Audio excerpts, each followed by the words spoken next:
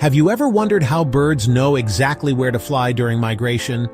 Every year, millions of birds travel thousands of miles to find warmer places or better food. But how do they find their way without GPS or maps?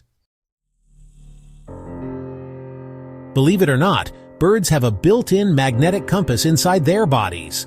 Scientists discovered that birds can sense the Earth's magnetic field to help them navigate. It's like having a tiny compass inside their heads. But that's not all. Birds also use the sun during the day and stars at night to find their way. They have super sharp eyesight and can remember the position of the sun and stars, kind of like nature's own GPS system. Some birds even use landmarks like rivers, mountains, and coastlines as maps.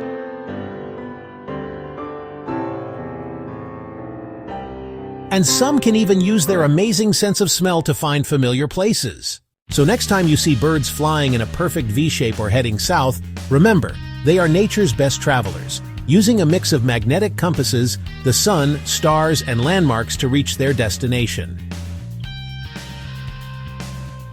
Nature is full of amazing secrets. If you enjoyed this journey into the science of bird migration, don't forget to subscribe to EduSpark, your go-to channel for fun and fascinating science stories.